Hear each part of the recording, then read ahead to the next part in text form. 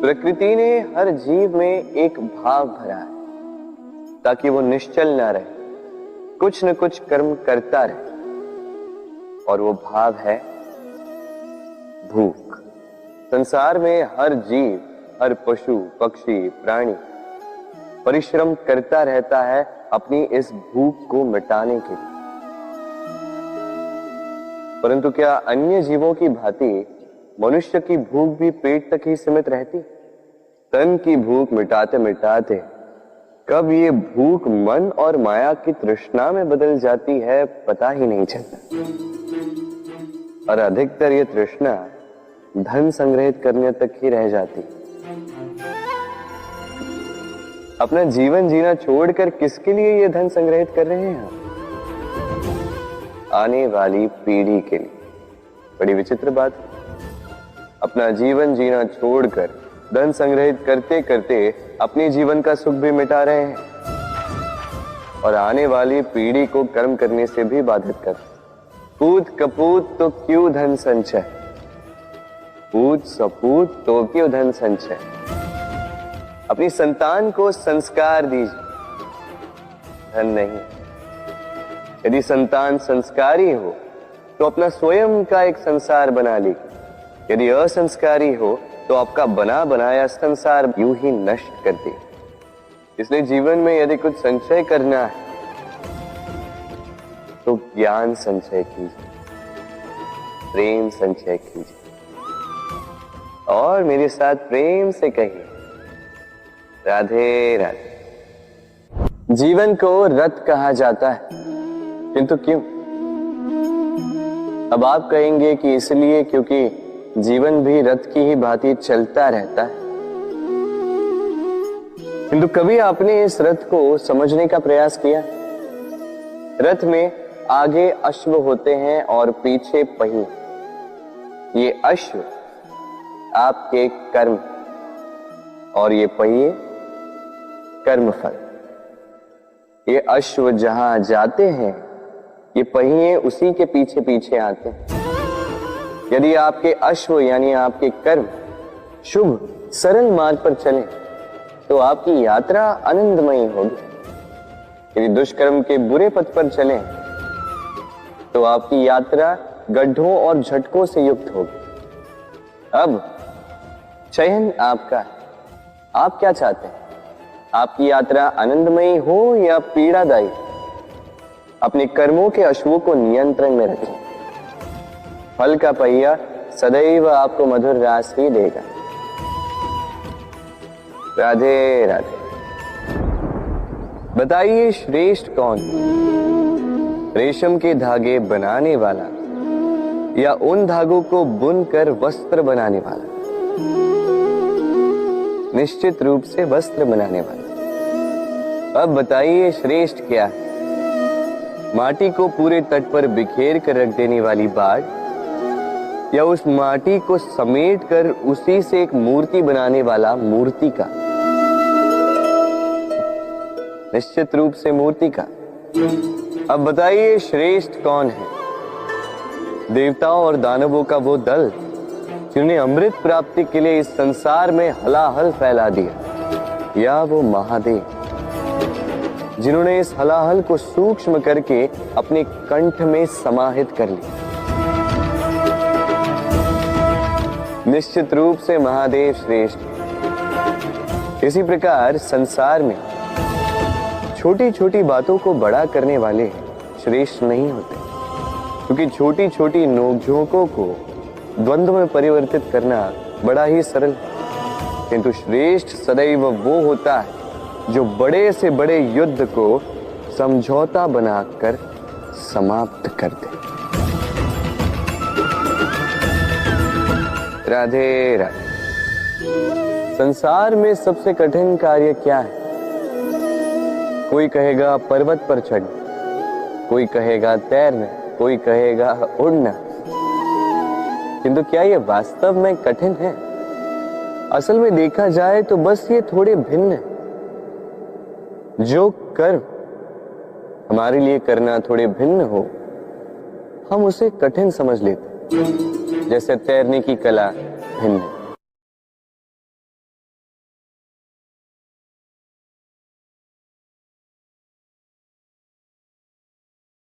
बड़े ही परिश्रम से इसे बनाती हैं, अपने शरीर के रस से इसे बुनती हैं।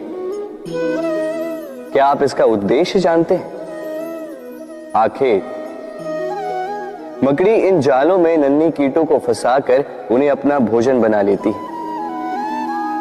और क्या आप ये बात जानते हैं कि एक दिन मकड़ी इन्हीं जालों में फंसकर मृत्यु को प्राप्त हो जाती है? बताइए क्या करते हैं आप इन जालों के साथ? दिखते ही हटा देते हैं इनका अस्तित्व, है ना? दूसरी ओर चिड़िया का घोंसला। चिड़िया भी बड़े परिश्रम से इसे बनाती है, किंतु यदि चिड़िया इसे छोड़कर चली भी जाए, उसके पश्चात भी लोग इसका विनाश नहीं करते। कारण क्या? कारण यह है कि इसका निर्माण जीवन के संचयन के लिए किया गया था, आखेट के लिए नहीं। स्मरण रखिएगा, जीवन में आपका परिश्रम कितना भी अधिक हो, यदि आपका लक्ष्य शुभ ना हो तो आपको भी विनाश पाना ही होगा। तो सृजन करते रहिए और मगन होकर कहें राधे राधे।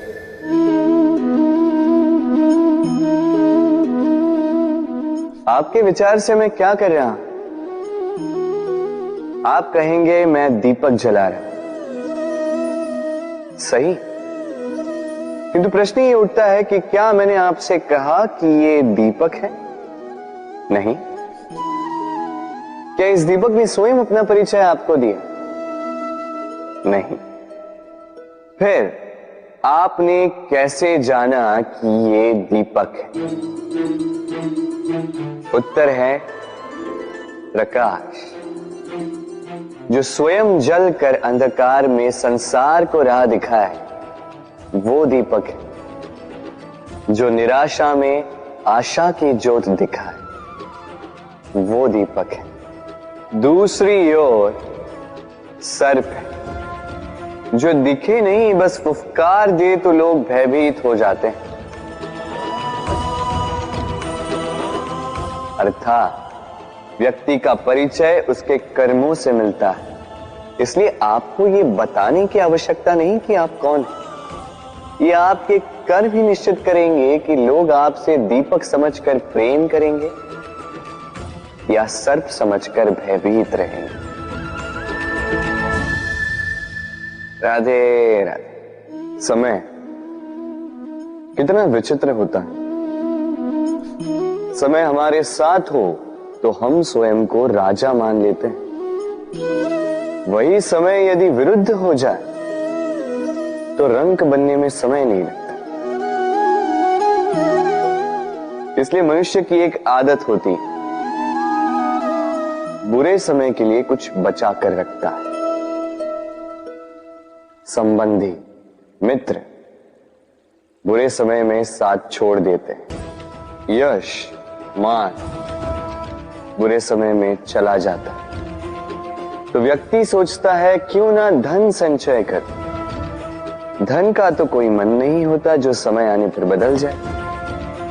संसार कहता है कि धन का संचयन करते रहो, बुरे समय में काम आएगा ही। मैं कहता हूं शुभ कर्म करते रहो, आनंदित रहो, स्वयं पर और ईश्वर पर विश्वास रखो, बुरा समय कभी आएगा ही नहीं।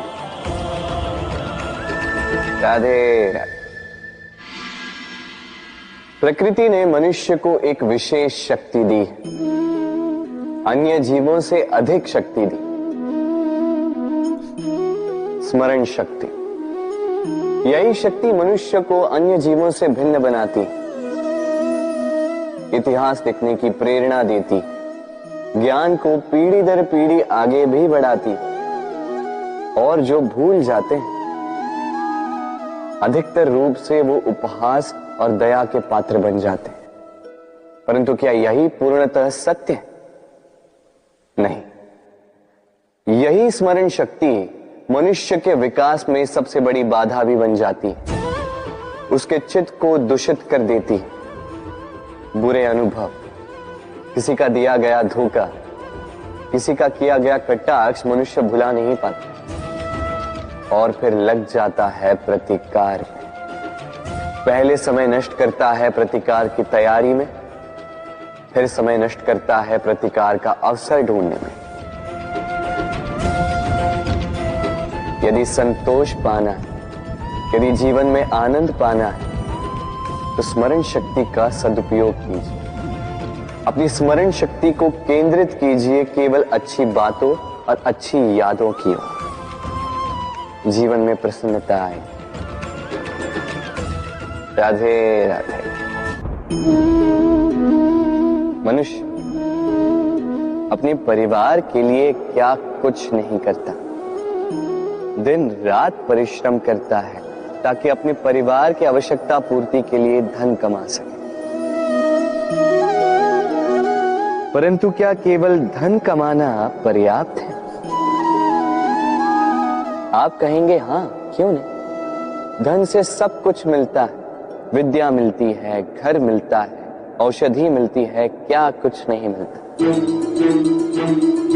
ये सब एक सीमा तक ठीक, किंतु तनिक मन से सोच के देखिए, जब बालक रोगी होता है तो वो उस कड़वी औषधि को क्यों पी लेता?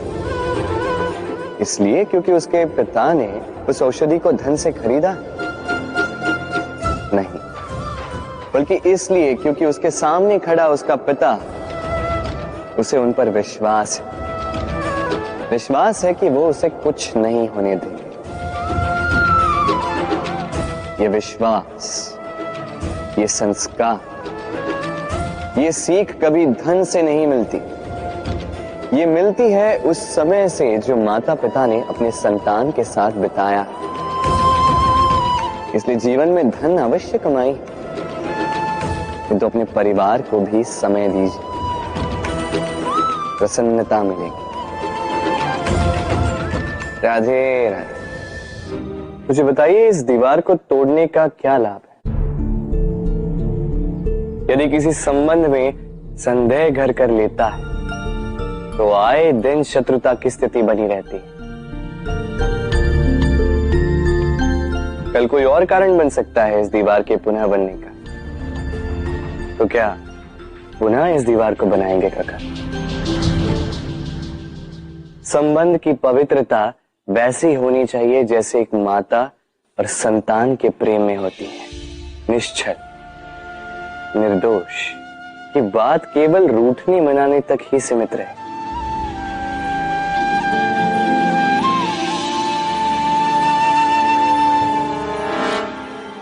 और कोई भी घुसपैठिया आकर भावों को दूषित न कर पाए। ना कोई वस्तु, ना कोई परिस्थिति, ना कोई व्यक्ति, कोई उन्हें अलग न कर पाए काका। सोचिए, यदि ये दीवार पुनः बननी है तो इसे तोड़ा ही क्यों जाए? यदि मन में एक अटूट संबंध स्थापित करने का दृढ़ निश्चय ही ना हो तो क्यों तोड़े इस दीवार को? बताइए, है विश्वास, है अटूट विश्वास कि ये संबंध कभी ना टूटेगा? यदि है तो तोड़ दीजिए इस दीवार में, अन्यथा पति पत्नी का संबंध सबसे बड़ा संबंध माना जाता है और है भी। सप्तपदी लेकर 7 जन्मों तक दोनों एक दूसरे के साथ जुड़ जाते हैं, एक दूसरे के अर्धांग बन जाते हैं। अर्धांग अर्थात अर्ध अंग। क्या इसका महत्व आप समझ पा रहे हैं? अपना समस्त जीवन किसी के साथ बांटना। किंतु क्या संसार के सारे पति पत्नी एक दूसरे के साथ अपना समस्त जीवन बांट सकते हैं? क्या इसमें सभी सक्षम रह पाए हैं? अपना जीवन किसी और के साथ बांटने के लिए सबसे महत्वपूर्ण बात है स्वीकृति, स्वीकार करना। सामने वाले व्यक्ति को स्वीकार करना, उसकी अच्छाइयां भी, उसकी बुराइयां भी। संपूर्णतः रूप से व्यक्ति को स्वीकार करना होगा, तभी ये संबंध बढ़ेगा, तभी ये संबंध और भी सुंदर बनेगा। एक दूसरे के दोष ढूंढना, उन्हें गिनाना, ये केवल और केवल एक ही कार्य करता है, इस संबंध के जीवन का नाश करता है। बस बदले में होना ये चाहिए, एक दूसरे के दोष समझकर उन्हें आभास करवाए बिना उन्हें सुधार देना चाहिए, उनकी कमियों को उनकी शक्ति बना देनी चाहिए। यही तो होता है दाम्पत्य, यही होता है बुराइयों का दमन, और यही होता है गुणों का उदय। राधे राधे।